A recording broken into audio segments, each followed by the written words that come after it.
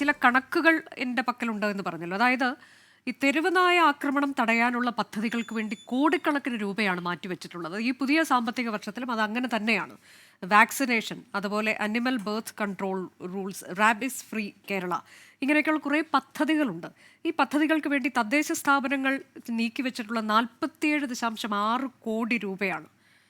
അത് കൂടാതെ ബജറ്റിൽ തുക വകയിരുത്തിയിട്ടുണ്ട്. നായകളുടെ ആക്രമണത്തെ പ്രതിരോധിക്കാൻ വേണ്ടിയിട്ട് 2 കോടി രൂപ ബജറ്റിൽ വകയിരുത്തിയിട്ടുണ്ട്.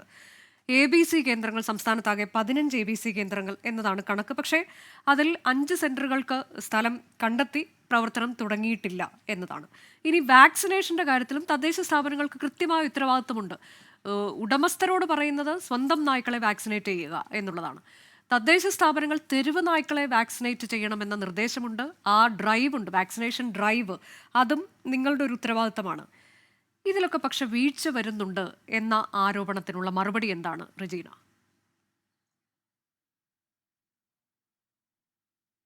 നമ്മളിപ്പോൾ ചെയ്തുകൊണ്ടിരിക്കുന്നത് നിലവിൽ എല്ലാ വർഷവും വെറ്റിനറി ഹോസ്പിറ്റലുമായിട്ട് ബന്ധപ്പെട്ടുകൊണ്ട് തെരുവ് നായ്ക്കളെയും അതുപോലെ തന്നെ വീടുകളിൽ വളർത്തുന്ന നായ്ക്കൾക്കും വാക്സിൻ എടുക്കുന്നുണ്ട്.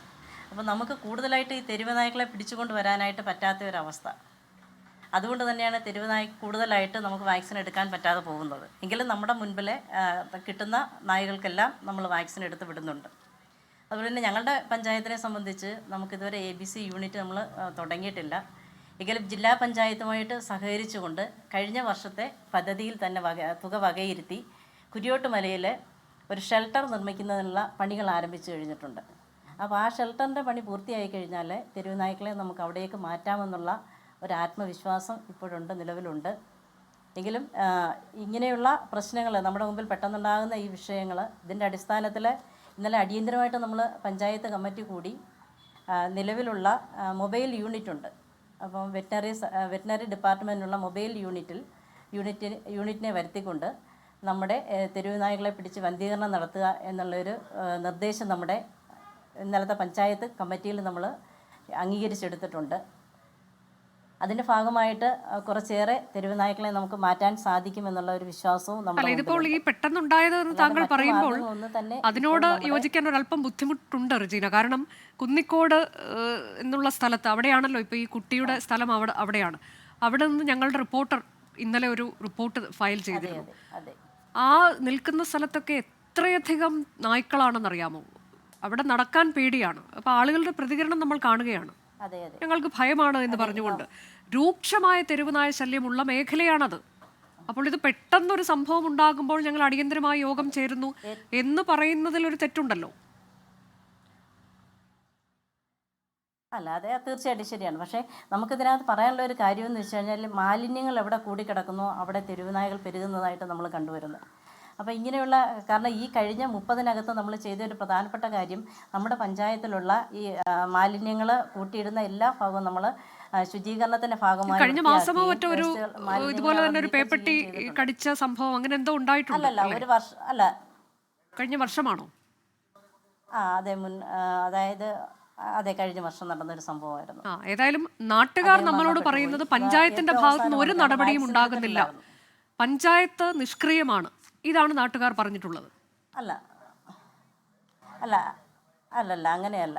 തീർച്ചയായിട്ടും പഞ്ചായത്തിൻ്റെ ഭാഗത്തുനിന്ന് നമ്മൾ തെരുവ് നായ്ക്കളെ നീക്കം ചെയ്യാനായിട്ടുള്ള എല്ലാ മാർഗ്ഗങ്ങളും നേരത്തെ മുതൽ നോക്കുന്നുണ്ട്. പക്ഷേ നമുക്ക് ABC യൂണിറ്റ് വന്ധീകരണത്തിൻ്റെ ഭാഗമായിട്ടൊന്നും ചെയ്യാനായിട്ട് പറ്റുന്നില്ല. എങ്കിൽ വാക്സിനേഷൻ നമ്മൾ എടുക്കുന്നുണ്ടായിരുന്നു. പിന്നെ അതിൻ്റെ ഭാഗമായിട്ട് നമ്മൾ വാർഡ് തലത്തിൽ ജാഗ്രതാ സമിതികൾ രൂപീകരിച്ചിട്ടുണ്ട്.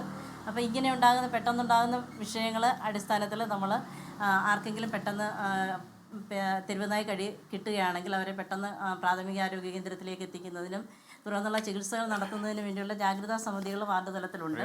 പിന്നെ ഇതിനെ നീക്കം ചെയ്യുക എന്നുള്ളത് നമ്മുടെ മുമ്പിലുള്ള ഏറ്റവും വലിയ വിഷമഘട്ടമാണ്. ഒരു കാര്യം എന്താണ് ശ്രീ ജോസ് മാവേലി? ഇപ്പൊ നമ്മുടെ പഞ്ചായത്ത് പ്രസിഡന്റ് പറഞ്ഞ ഒരു കാര്യത്തിൽ എനിക്ക് സന്തോഷം തോന്നിയത്, അവിടെ ഒരു ഷെൽട്ടർ പണിയാൻ പോകുന്നു എന്ന് പറയുന്നു പഞ്ചായത്ത് പ്രസിഡന്റ്. അപ്പോൾ അത് റജീന മാഡത്തിന് പ്രത്യേകം ഞങ്ങളുടെ അഭിനന്ദനങ്ങൾ അർപ്പിക്കുകയാണ്. അങ്ങനെ ഷെൽട്ടർ പണിയുകയാണെങ്കിൽ അത് ചിലപ്പോൾ ഒരു മാതൃകയായിരിക്കും ഇവിടുത്തെ എല്ലാ പഞ്ചായത്തുകൾക്കും. അപ്പോൾ അങ്ങനെ ഷെൽട്ടർ പണിയാൻ പെട്ടെന്ന് പഞ്ചായത്ത് കമ്മിറ്റി തീരുമാനിച്ചിട്ടുണ്ടെങ്കിൽ ഞങ്ങളുടെ സപ്പോർട്ടുണ്ട്. ഞങ്ങൾ അതിനു വേണ്ടി ഞങ്ങൾ സ്പോൺസർ ചെയ്യാൻ കുറേ കാര്യങ്ങൾ, ഞങ്ങൾ അവിടുത്തെ തെരുവ് പട്ടികളെ പിടിക്കാനായിട്ട് പട്ടിപിടുത്തക്കാരെ ഞങ്ങൾക്ക് കൊണ്ടുവരാം. പട്ടിപിടുത്തക്കാരെ ഞങ്ങളെ അറിയാവുന്ന കുറേ പട്ടിപിടുത്തക്കാരുണ്ട്, അവരെ പൈസ ഞങ്ങൾ വേണമെങ്കിൽ കൊടുക്കാം. അങ്ങനെ നല്ല കാര്യങ്ങൾ ഞങ്ങൾ കുറേ കാര്യങ്ങൾ ചെയ്യാം. പിന്നെ ആ തെരുവ് പട്ടികൾക്ക് ഷെൽട്ടർ ഇടുമ്പോൾ അവർക്ക് ഭക്ഷണം കൊടുക്കാനായിട്ട് ഞങ്ങൾ സ്പോൺസർ ചെയ്യാം. അപ്പോൾ ഇതൊരു നല്ലൊരു സംഭവമാണ്. അത് ഞങ്ങൾ ജനസേവയും അതുപോലെ ഇവിടുത്തെ നല്ല ആൾക്കാരും കുറേ ആൾക്കാരും കൂടി ഞങ്ങൾ ഒത്തിരി കാര്യം അതിനുവേണ്ടി ചെയ്യാം. അപ്പോൾ പഞ്ചായത്ത് പ്രസിഡന്റ് ഞങ്ങൾ സപ്പോർട്ട് ചെയ്യാം.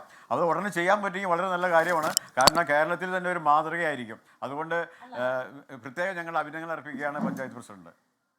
അതിനെക്കുറിച്ച് പറയാമോ എന്തെങ്കിലും? അതായത് ജില്ലാ പഞ്ചായത്തിന്റെ നേതൃത്വത്തിൽ ഏകദേശം 80% പണി അതിന്റെ പൂർത്തിയായി കഴിഞ്ഞു.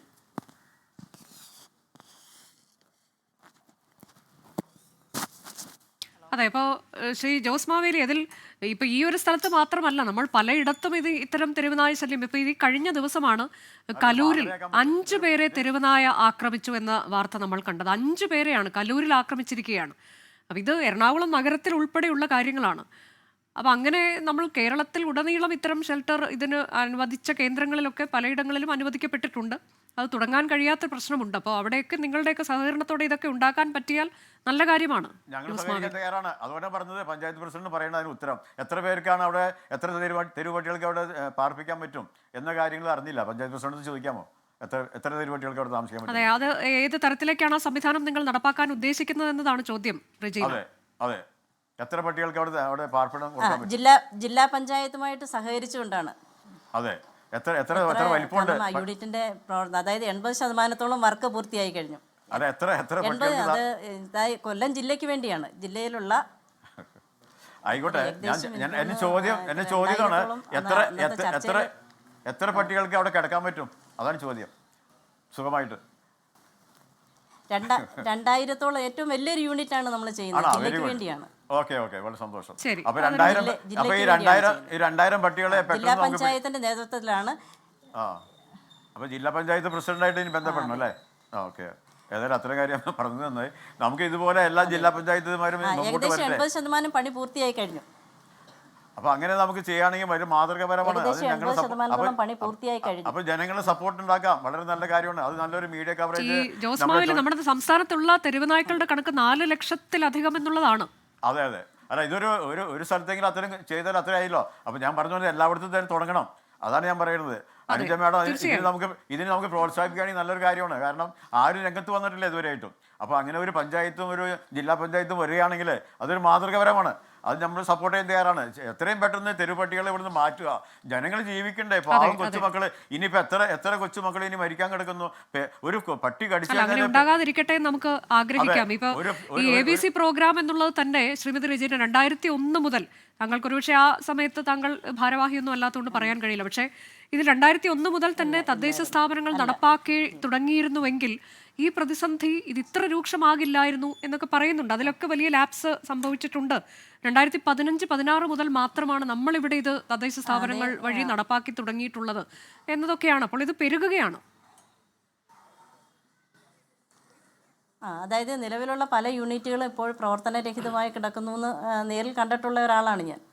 അപ്പോൾ അതുകൊണ്ടാണ് നമുക്ക് ഇങ്ങനെ ഒരു പുതിയൊരു ഷെൽട്ടർ വന്നു കഴിഞ്ഞാൽ ആ ഷെൽട്ടറിലേക്ക് നമുക്ക് മാറ്റാമെന്നുള്ള ഒരു വിശ്വാസം വന്നത്.